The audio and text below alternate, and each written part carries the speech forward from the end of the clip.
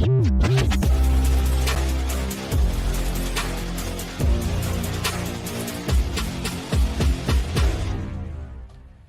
red hot New York Jets, victors of 2 in a row, one by the shootout nature over the Cincinnati Bengals, then this one against another team in the AFC North, the Cleveland Browns. Andy, absolutely not a shootout. Final score there, 27-20. The Jets beat the Browns, led by a ferocious special teams attack. Andy, you were there. What's it like covering a winner, my friend? Yeah, I mean, when you beat the Bengals and Browns and you haven't lost, I think it's 24 days now, that has got to be almost the longest time the Jets haven't lost since I've been on the beat, not counting the offseason. So, yeah, it was cool. I mean, it was actually a cool game. It was I wouldn't say it was a good game, but to see back-to-back returns like that, like I don't know when the last time that's happened. And yeah, it was definitely interesting and cool to see, and still couldn't get a turnover, but you can't complain when they've won 2 in a row. So no, we'll take what we can get. Yeah, a win is a win is a windy. He is Andy Vasquez, Jets beat writer for the New York Star Ledger, NJ.com, NJ Advanced Media, whatever you want to call it, filling in for Zack Rosenblatt, who will be back with us on Friday after the Jets take on the New England Patriots. Andy, we're gonna break down this entire game, the Jets and the Browns. I actually wasn't in attendance. I was in Chicago covering the Giants-Bears game, which proved to be the last one for Brian Daboll, which was pretty wild. I will say even more wild than the coach firing was probably the commute back home, dealing with the airports, with the government shutdown. Chicago also got like 5 to 8 inches of snow dumped on it overnight. Absolute disaster. But travel talk put aside, we're going to go with our first segment like we start every single show. It's presented by Monmouth University, the greatest university in all of the land. And it is, what did we learn from that Jets victory over the Cleveland Browns? Andy, as the guest today, I'll let you go first. What did you learn, Jets versus Browns? Well, I mean, I was concerned with the vibes around the team leading up to that game that might be a no-show, and they're definitely still playing. So that's all I'm going to say. I think the last time we talked about, what could they take from winning at the end of the season? And I was like, not much. I think the trade kind of reset that in terms of this team has a new identity. It has, it's an underdog now. It's not this underachieving group of talented guys. So I think there is something that can be gained from winning. I don't think it's huge, but I do think like they can go into next season in those games that do matter with some experience. And I do think that can do them some good. But yeah, I mean, long way to go before they're playing relevant games this year. It's not going to happen almost certainly. But I do think that they can kind of put some of this frustration behind them if they can get some wins. And when you have as many draft picks as they do, it doesn't really matter if you're moving that far up the board or down the board or whatever from winning, because you can trade up. Obviously, you'd rather have the higher pick, but I do think in this case it's worth winning. And for me, it's simple. I've been probably the biggest proponent in start eBaying your Breece Hall jerseys, because the odds of him returning next year are slim to none. After the way he played against the Bengals, the screen touchdown that he had, which essentially handed the Jets this victory, the Jets might want to reconsider, and I'm starting to change my stance on whether or not Breece Hall should be a priority re-sign, either with a transition tag, franchise tag, or even just a normal 2 or 3 year contract extension. The way that Hall has played the last 2 years, I'm at least putting back on the table the odds that he sticks with this team beyond just this season, because he's starting to show signs of the player that I kind of thought had gone, the game-breaking, game-changing home run threat that we saw the first couple years of his first couple years in the league. It looks like it's back, and he's really starting to come into his own, and maybe even stepping up more now as a leader, with Quinnen Williams gone, Sauce Gardner gone, and Garrett Wilson nursing that knee injury that he re-hurt against the Cleveland Browns. All right, let's get into this game, Zach, because the one thing I want to talk about, and we're going to get to special teams, absolutely. We're going to get to Justin Fields. We're going to get to the defense, Will McDonald with the 4 sacks. He's really coming on. And then how the Jets also went about replacing Quinnen Williams and Sauce Gardner. But there are cliches in the NFL, and you hear them. They're tried and true. They're repeated over and over and over again. Cliche, coach talk, whatever you want to say. But the one thing that people hammer on and repeat time and time and time again is the need to learn to win. that you need to learn to win in order to be a successful football team. And that doesn't need to happen when you have all the pieces in place and you're readying to make a championship run and you're readying to make a Super Bowl run and you're ready to be a year after year contender. It can happen in moments like this. The Jets, after moving on from Gardner and Williams, are in no way, shape, or form a legitimate contender within their division, within their conference, within the NFL. That's just not the case. They are a flawed team. They are overrated in some senses, and they absolutely need more pieces than we, Darren Muji, and Aaron Glenn believed when they took the job or when this whole thing started coming together in training camp. But what you've kind of seen these last 2 weeks, in my opinion, is why the notion of quote-unquote tanking was so silly with this particular team. Why I actually liked the Jets' decision to move on from Quinnen Williams to get that first-round pick next year and a second-round pick this year, to move on from Sauce Gardner and get those 2 first-round picks, to start recouping the draft capital where if you find yourself outside the top 2, 3, 4 picks in the NFL draft, you have the ammunition to go up there and get the quarterback that you believe is a franchise guy to make a run for your team. The Jets are not in a position where they can just tuck their tail between their legs and scurry on back and lose all of these games. These victories now, yeah, they're going to cost them draft position. Yeah, they're not going to be part of a playoff run. No, we're not going to get to the point where they're playing meaningful games in December. But you can see the core members of this team, the Will McDonalds, the Jermaine Johnsons, the Garrett Wilsons, the Olu Fashionews, the Armand Membous, the players that the Jets believe are going to be a part of this turnaround when they hope they do turn it around. These victories now are going to be so important for them. Going down to the wire with the Cincinnati Bengals and then eventually pulling that one out and coming back and winning that game. The Cleveland Browns being able to fend off the Browns comeback and then make another defensive stand at the end, to not have it on offense, be able to use your defense and special teams to still pull that game out. When the week before, they didn't have it on defense, so they used their offense to win the game. So I think that this game for them, and you can expand on this a little bit too here, Andy, I think that this game was so important for the culture that Glenn and Muji are trying to create. That's what this was. This was a culture starter, a culture beginner. This is the moment where you can say, like, these little wins here in a lost season, they could pay dividends down the road. Yeah, absolutely. I mean, I think just, Breece Hall said it best after this game. And just the fact, like, the frustration from the losing, they didn't act like they had just accomplished something. It was more like, we're just tired of losing. And that's, I think, important because the pressure is kind of off. And just for them to get that feeling, I still think there's a difference between winning now and winning when it matters, because we've seen how they play in those situations and they still have plenty to prove. But I do think that you can learn from these situations, learn how to handle the end of these games and not treat them differently. Not treat them like they're these high pressure things, not play to lose or not play not to lose, which is really this team's problem. Even when they had Aaron Rodgers, it was always like somebody was on the verge of making this big mistake and you could feel that they were feeling it. Even Rodgers at times. I mean, it's just a powerful thing when, everybody says, oh, here go the Jets again. I think that is like the biggest thing they have to overcome. And this gives them a chance to kind of do that in a much less pressure-packed setting. And to have a bunch of these guys who are going to be there as part of it, I think is also important. And one last thing, Connor, don't call me Zack again or we're going to have a problem. Oh, I called you Zack just now?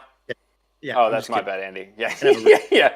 I think what's crazy here, Andy, Zack, is that I was watching this game, like I said. So when I cover the Giants, I put the Jets on the tablet. When I cover the Jets, I put the Giants on the tablet. And I was watching this game, and offensively, you were kind of just saying to yourself, like, there's no way the Jets are going to win this game. Like, Justin Fields didn't have it. The guy went 6 of 11 for 54 yards with an interception. 42 of those yards, 42 of the 54 yards came on the screen pass to Breece Hall, which he broke to the end zone for a touchdown. Hall was okay on the ground, 21 carries, 83 yards.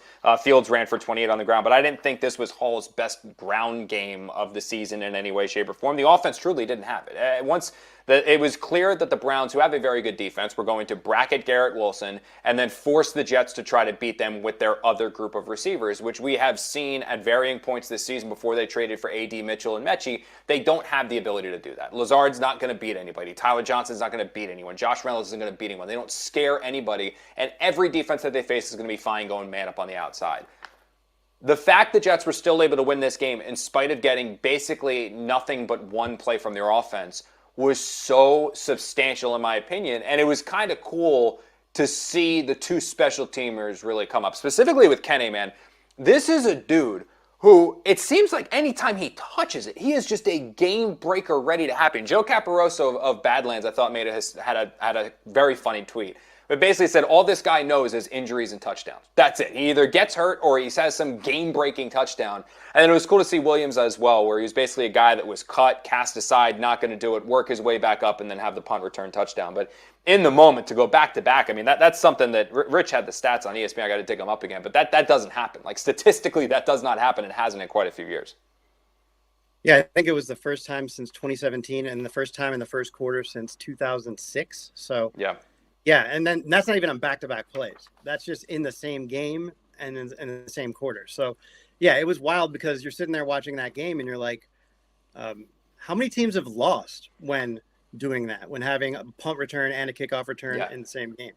And, I don't know what that stat is, but that's what it felt like. And I don't think, aside from that touchdown to Breece, that Fields had a completion of longer than 4 yards. And even that completion was thrown behind the line of scrimmage. So, it's not a functional offense, but it was functional enough to get the win because you have an elite weapon in Breece Hall, who, like you said, is looking elite. And I agree with you completely on the idea. I even said that after, all of these rumors, months and months of rumors, that the fact that he's still on this roster and they have team control over them. I wrote this right after the trade deadline. It makes you think there's a chance he's going to be around next year. And I don't think it's a small chance. And the better he plays, I think, that chance goes up because then he can be a trade chip a year from now if he's tagged or whatever, or he could be a part of the long-term solution with a contract extension. I think kind of anything's in play depending on how he plays the rest of the year. And, yeah, Andy, with Hall, I genuinely believe his chances of staying with the Jets increased exponentially when Braylon Allen got hurt on that return because Allen's a really good back. But if the Jets had him and they were running it really well with Allen and running it really well with Hall, and they like the last regime and this regime still views Isaiah Davis in really good light. They believe they could be successful with Braylon Allen and Isaiah Davis, so they ship Breece Hall away. Now you kind of have concerns about, well, what is Braylon Allen going to be? Are we really comfortable if we lose Allen again? Can Isaiah Davis be the lead back? Why don't we just keep what we have, not create another hole that we then have to plug? That's the thing that when you're a team that's rebuilding, which is what the Jets are, you kind of have to analyze it. It's a difficult thing to do because, Andy, you're a former basketball writer. You've covered bad basketball teams. Every basketball team has a guy who averages 20-something points. Now, the guy who is averaging 20-something points on the team that's going to win 50 or 55 games, that's pretty noteworthy. The guy that's averaging 20-something points on a team that wins 10, well, somebody's got to score points in that game. That guy just happens to be the one that's pouring the buckets in. It was like the dude the Sixers drafted, MCW, the guy who won like Rookie of the Year. Like, he kind of knew he wasn't really that good, but he was just on a really bad team, so he was compiling stat after stat after stat. When you're a bad team like the Jets are, you need to analyze, okay, are we just inflating this person's value because he's a good player on a bad team, or is he a legitimately good player? I think Hall, earlier in this season, kind of towards the end of last year, it was like, well, you were clinging to his name from his first year and how good he looked his first year. You're not looking at the player who had the former injuries, the guy that had kind of started running a little soft, the guy that very clearly the regime seemed ready to move on from. Now, you've got him riding the go-kart around the locker room, truly stepping into a role as a leader like you haven't seen before. He's been more vocal with the coaching staff saying, use me, I want the ball, I want the ball, I want the ball. That's the alpha on offense you're looking for. Not a disruptive force, but somebody who wants the ball in his hands because of what he can do. And now these last 2 weeks, you've seen him do it on the field. There's a lot of time left, absolutely. This thing could completely fall apart. Hall could average 3 to 3.5 yards a carry the rest of the year, not have another breakout, and the Jets say, you know what, forget this, go test free agency. But at least the opinion on him seems to be changing, and the narrative is changing because of the performance. Yeah, I think if anything, A game like that win over the Browns, he's like the opportunities are so limited and they're selling out so hard for the run. For him to be able to impact the game in the way that he did is proof that he is even better than kind of what the stats are saying this year. I mean, it's been that way for Garrett Wilson because the opportunities have been so limited the last couple of years. I mean, we've seen Breece's targets have been down. They haven't been able to use him in the passing game the way they've wanted to, but for him to take advantage of the opportunity that he got, for him to read it perfectly, know the blitz was coming, knowing, after, as he said after the game, if the right guard got the block in, that he was going to take it for a big gain and then doing it. I mean, in a game where there just weren't a lot of chances for him to get out in the open field, that to me is a testament to, he's back and kind of past all the issues that we had last year where, he can't hold on to the ball, catching it or with fumbles. He's having trouble picking up blocks and obviously running through contact. He's shown massive improvement in all of those, and especially, the last month. We appreciate everywhere you guys are watching Jets Final Drive. If that is on SNY.TV, big thumbs up. If that's on X, big thumbs up. Love you there. Make sure you guys follow Andy Vasquez on X along with me and SNY's digital channels. The place to be, though, and we say this after every single, or during every single show, I should say, is YouTube. The reason why YouTube is great is you can watch the show and interact with us live throughout the show with the comment section that is on YouTube. So if you got something to ask Andy, you can ask Andy. If you got something to ask me, you can ask me. You can yell at both of us, say we're dumb. You probably will. And our producer, Brian Pincus, is back there monitoring the chat right now, and he'll send me some questions as they come in via text, and we'll take them throughout the show. So again, we appreciate anywhere you guys decide to watch this show, but YouTube is absolutely the place to be because of that comment section. Moving on a little bit here, Andy, we are going to go to the Jets defense. I was pretty ready for this to be a disaster. And it might end up being a disaster down the road. Once the kind of the high of Sauce is gone, Quinnen is gone, guys need to step up. Once they kind of regress to the mean, it might end up being pretty bad. But that was a pretty damn good performance. Jermaine Johnson was active as a pass rusher and good against the run. Will McDonald was a ferocious. It looks like we lost Andy for a little bit here, so I got to text him to get back on here.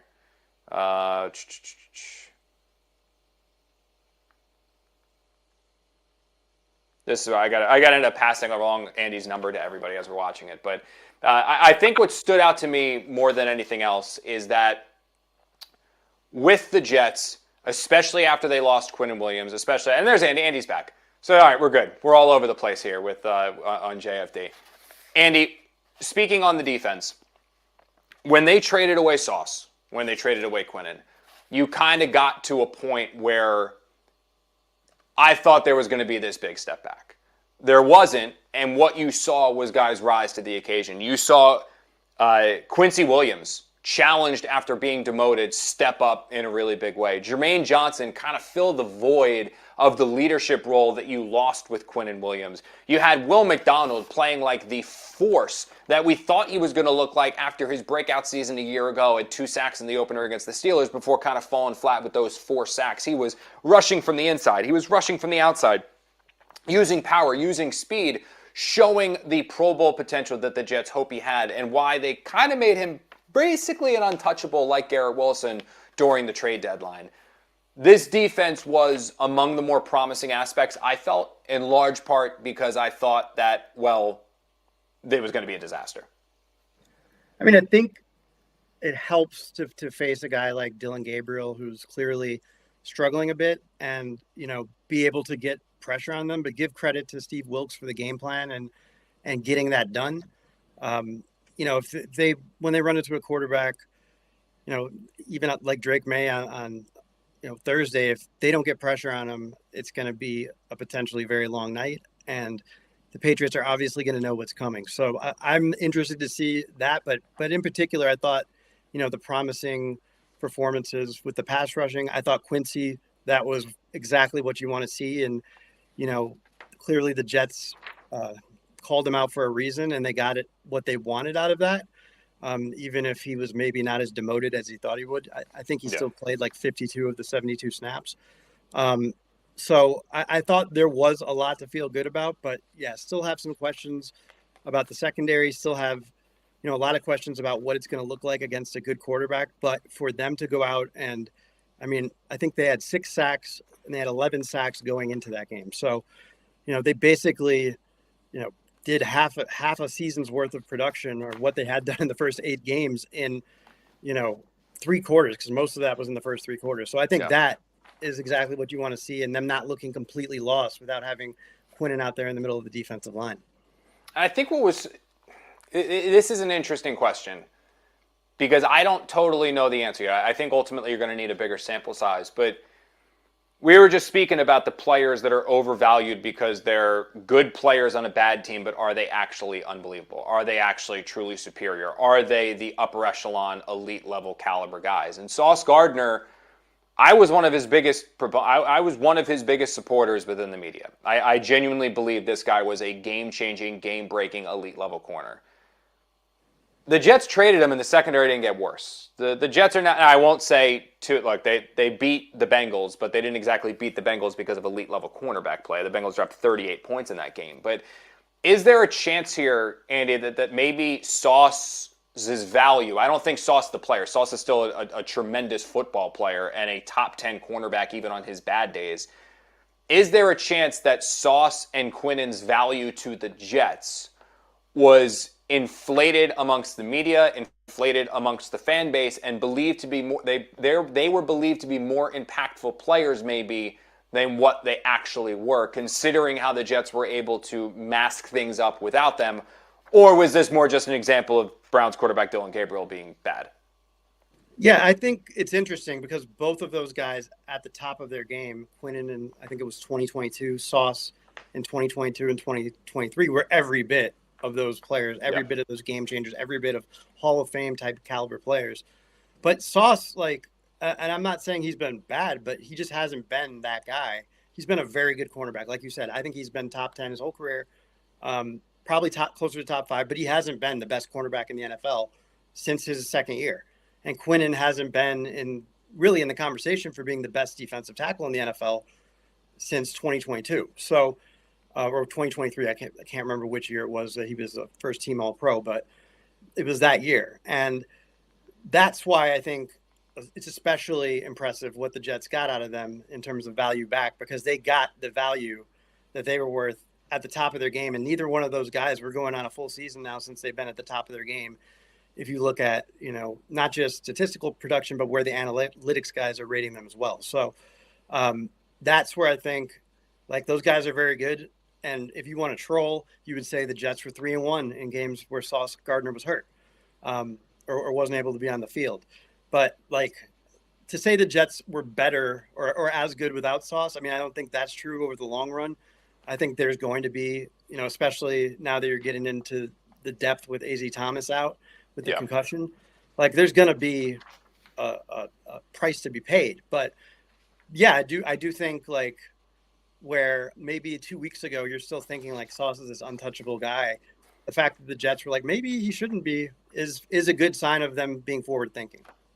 And there were rumblings there too that I'd heard about it after the fact. This is hindsight. This wasn't before the trade. I was as blind. I'm not going to sit here and act like, oh, I could have saw this happen. I was completely and totally blindsided by the Sauce Gardner trade.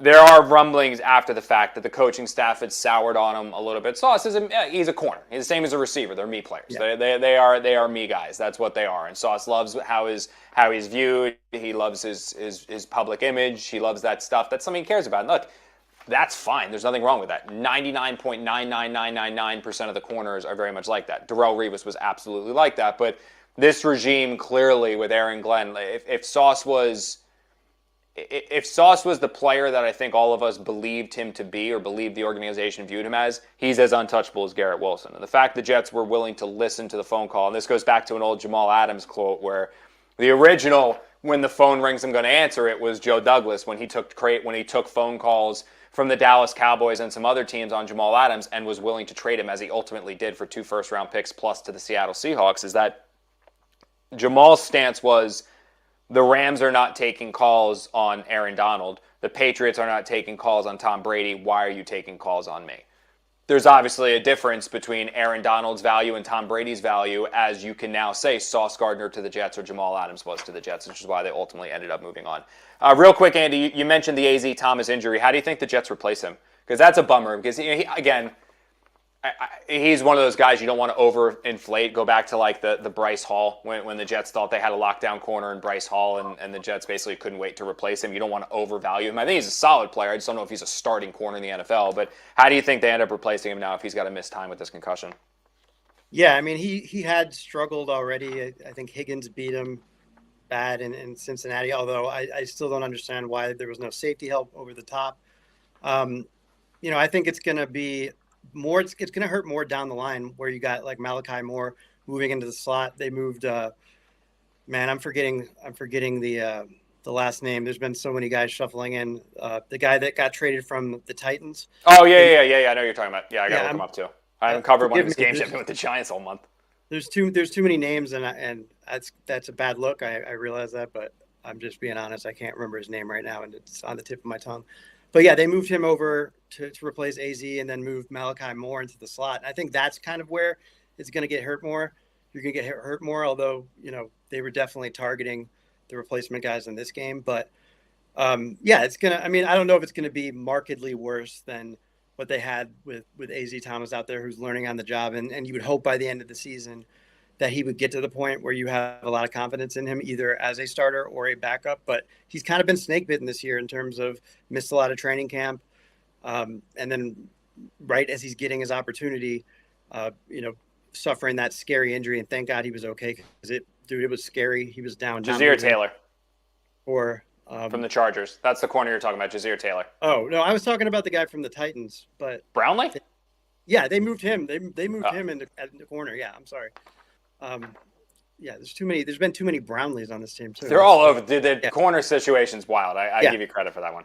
Yeah, but I'm in the moment, at least, like, because the game got crazy and I stopped paying attention, as it wound down. But like right after the injury at the end of the first half, that's what they were doing.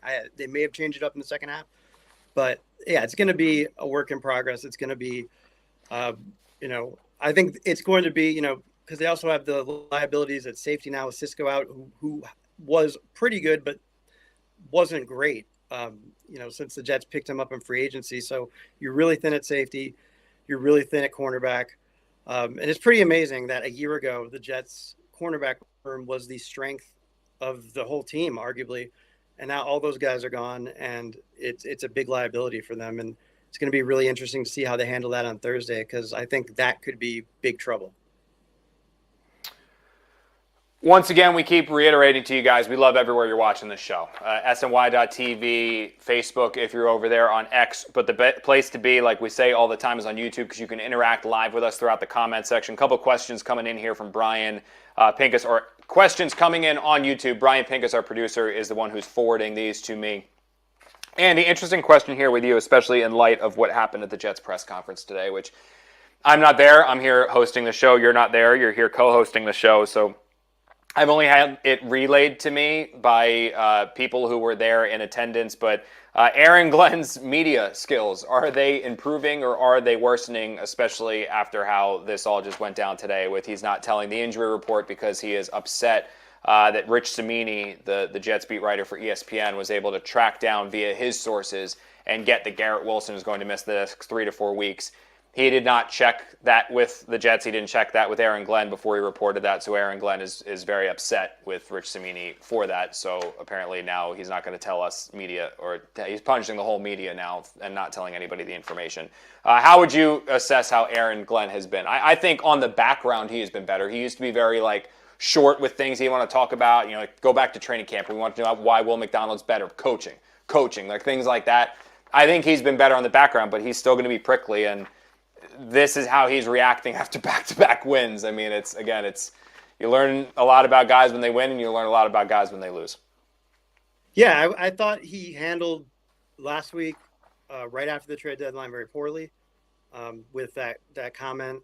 He's so intense, and what's the best way to put it? He's, it's almost like it's a competition, or he doesn't want to get one up by us, and.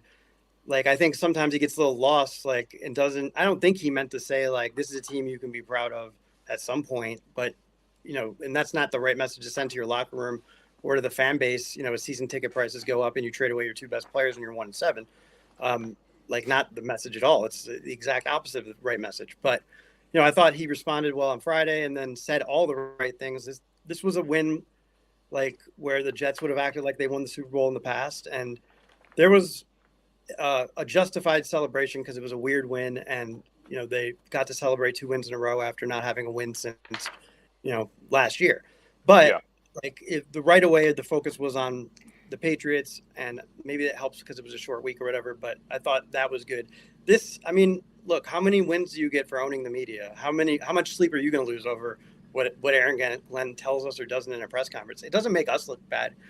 It makes him look bad, and it actually gives us more stuff to write about. And when he's giving answers like that, it makes it more interesting. So I'm all for it. I don't think it's helping him, but keep it up. It depends. Like, so it's going to help Aaron Glenn now. Everyone's going to be, screw Rich, screw Rich, screw Rich. That's how it's going to react right now because the Jets have won their last 2.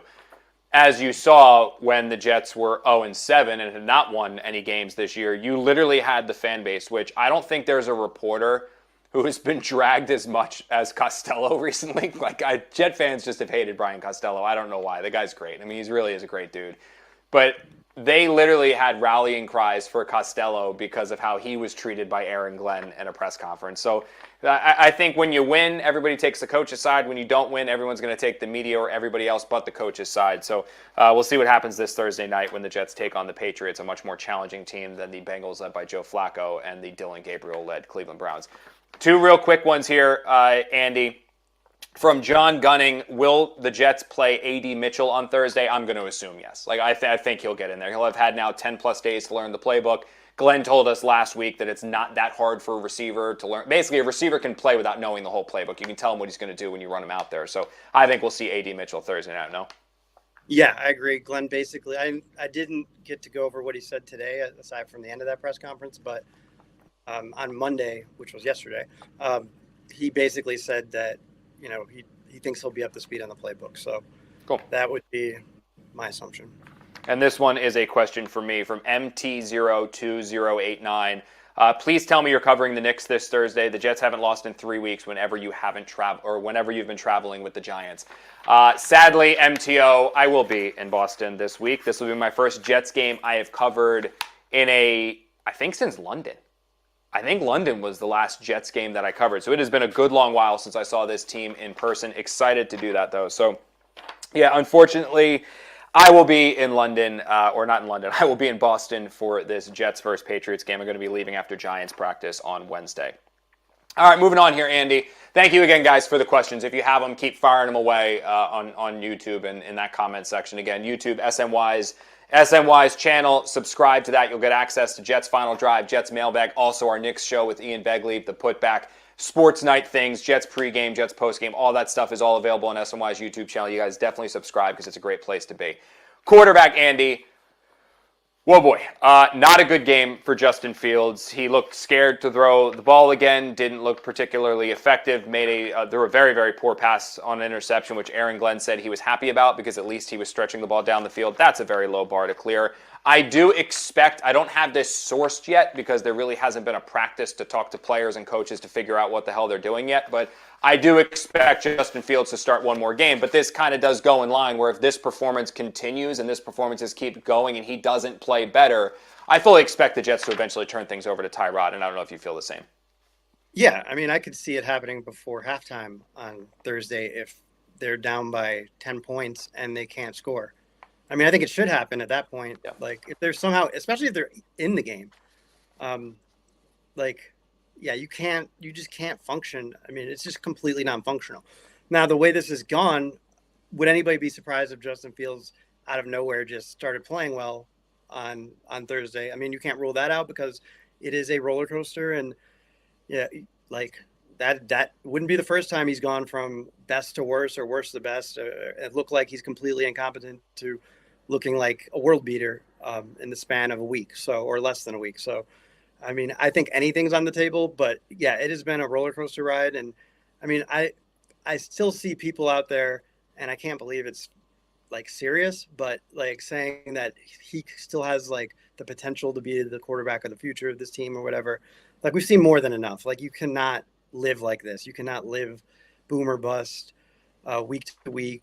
And obviously his last two performances have been against one of the best defenses in the league and one of the worst in the league. And we saw a difference there, but it's so unpredictable. And, I think you're risking like the development of guys on offense, your young guys on offense, because it's so unpredictable. So, I mean, I don't think we need to see another snap to know that this guy is not the future quarterback or the guy of the future. I mean, he would have to play so well and do it consistently. He's not. It's not going to happen. We've seen, going back to OTAs, minicamp, training camp, we've seen he's not the answer to the quarterback. This actually kind of brings us in. We had another question here on YouTube, Andy. Amy Carcatera said, what should the Jets do at quarterback next year? And we'll take this one before moving on real quick. We're going to preview the Jets-Patriots a little bit. What should the Jets do at quarterback next year? Should they try to trade for Trevor Lawrence, Joe Burrow, try to trade for Kirk Cousins, or draft a new quarterback? I don't personally see them going the Kirk Cousins route. I think Kirk Cousins spurned a lot of people with the Jets during his original free agency pursuit before he signed with the Vikings, where he did his own documentary and kind of lit the Jets up, where he used them as leverage and not wanting to take it, and then told everyone that he took less money to play for the Vikings as opposed to the Jets. I'm sure that soured many members of the organization who are still here, even though that was a different coaching staff, different regime. Also, they're still going to have Justin Fields under contract next year. So I don't hate the idea of Kirk Cousins plus a rookie, but you can't really financially cut Justin Fields. You're going to have to pay Kirk Cousins. You don't want to recreate the Russell Wilson, Jameis Winston rookie quarterback that the Giants did. You don't want to do that. I think it's going to be Justin Fields and a rookie quarterback, because ultimately I don't think they should go the Trevor Lawrence route. He's been wildly unimpressive this year, despite the fact he has now Liam Cohen and all these other things and the weapons and the playmakers. And I see no situation where Joe Burrow is traded. I think that is so asinine, to think that the Bengals just gave all that money to Joe Burrow's top two receivers and now they're going to be like, peace, Joe. That just makes no sense to me. That seems like fan fiction. Yeah, I agree. I was going through all these quarterbacks. And first of all, I think like going Trevor Lawrence is like, a more expensive Kirk Cousins at this point, because you just there's nothing you've seen that would make you think that it's going to work here in a potentially less than ideal situation. So and it would probably cost a lot. So both financially and in capital, the only guy I could come up with were like maybe, and it's like probably, like you said, fan fiction, a pipe dream, but more realistic than Burrow is like if the Ravens, this was before the Ravens won last week even, but like if they didn't get it together, missed the playoffs, and then, the Jets offer them an insane amount of draft capital, like, okay, maybe that happens. And yeah, they should examine that. They should, try to make that happen, but that seems highly unlikely. So I think, the best option is going to be, in the draft, or, something's going to happen that, we're not seeing yet, and somebody's going to become available, and they should be on it. But there's not an obvious situation like there was, like even Matt Stafford. That trade was shocking, but in hindsight, it was kind of obvious. Like looking forward, there's not a situation that seems like it's going to get there with a quality quarterback who's going to be available. So yeah, I think there's a lot of good options in the draft. It's a deep draft, and there's plenty of guys who have shown success in college, the kind of success that's translated into the pros. So it's just finding the right guy that fits for, everything that comes with being the quarterback of the Jets. And that's going to be the hard part, as it always is. That guy might be Fernando Mendoza, because Darren Mucci got an up-close look at him at the Indiana-Penn State game.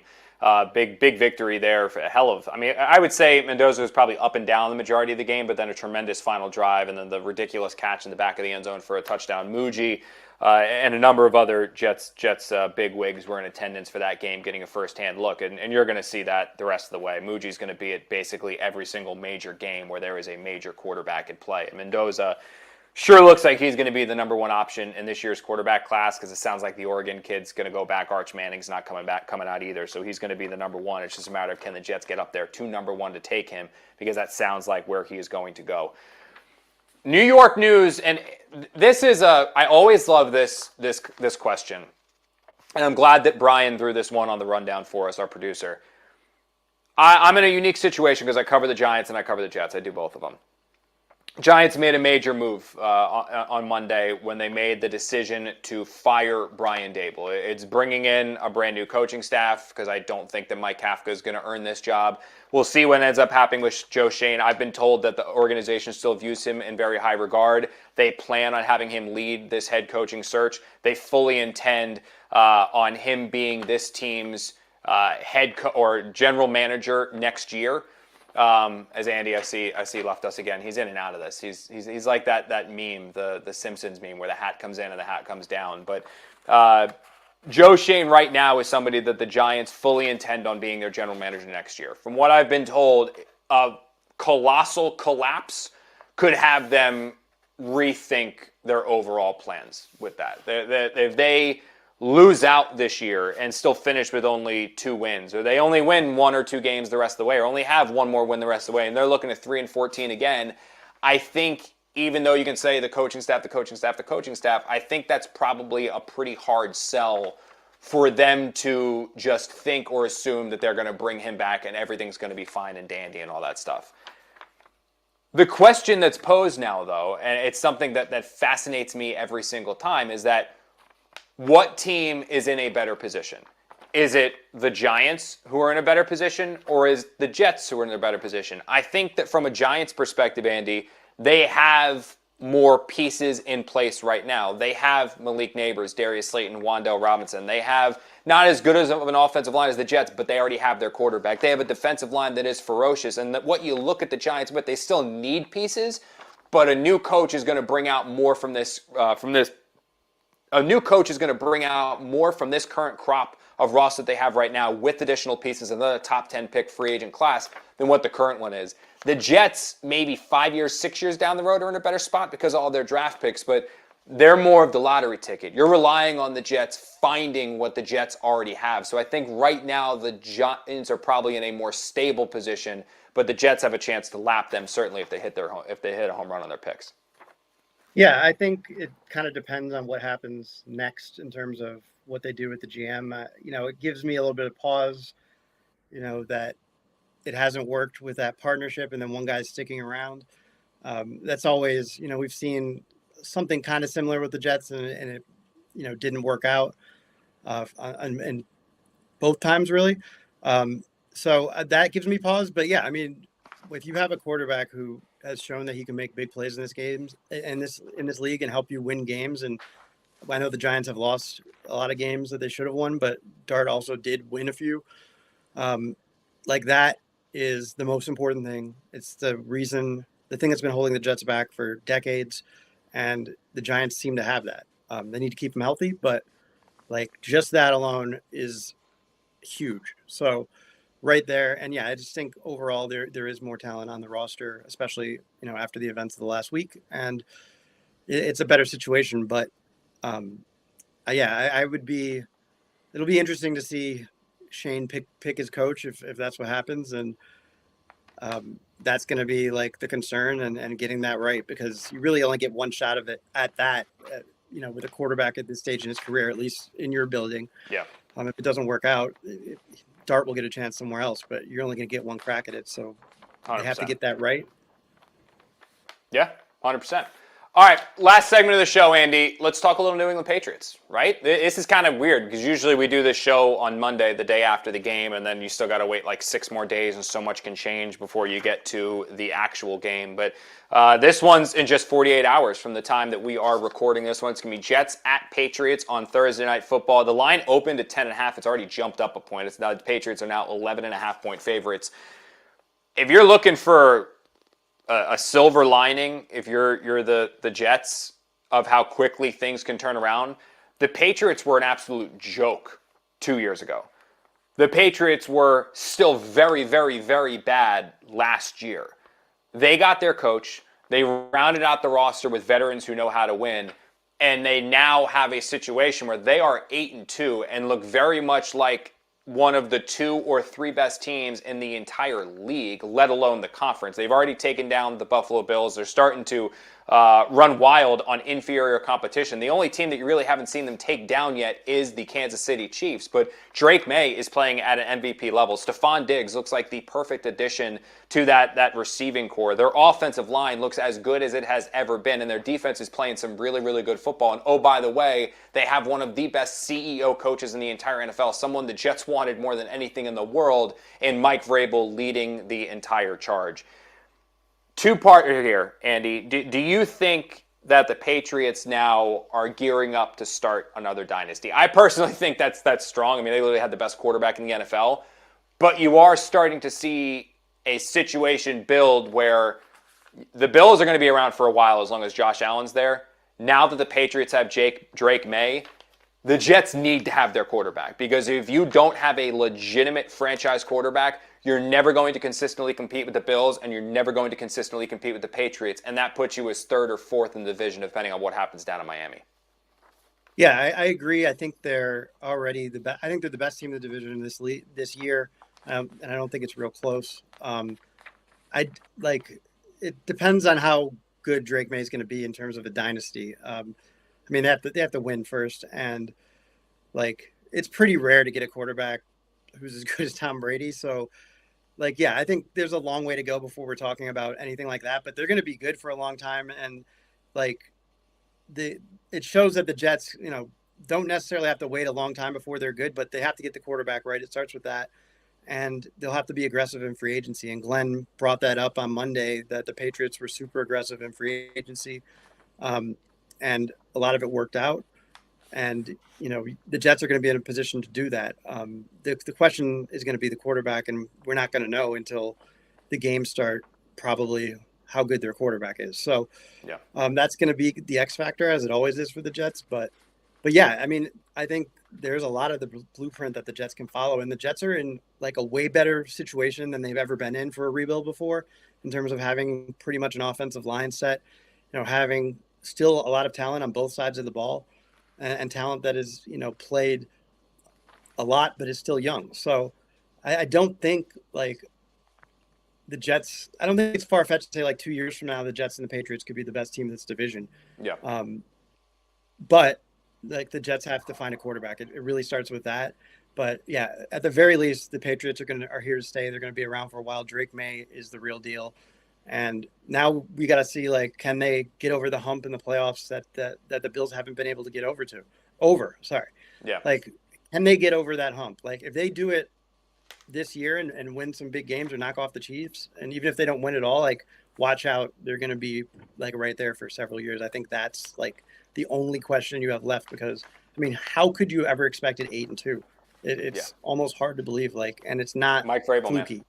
Mike Vrabel. Like the Jets... The Jets interviewed Mike Vrabel, man, and I cannot express how much they loved him and they wanted him. Like he was their 1-1. They wanted Mike Vrabel more than anything else, so much so that I heard that when he was on his way to take the Patriots job, they made a last-second call to say, is there anything we can do to give you this job? Full control, more money, what do you want? What can we do to change your mind? And truthfully, I know this from talking to people close to Vrabel, he did not use the Jets as this toy. He wasn't just playing with them just to have some fun and then shipping them off and completely ignoring them.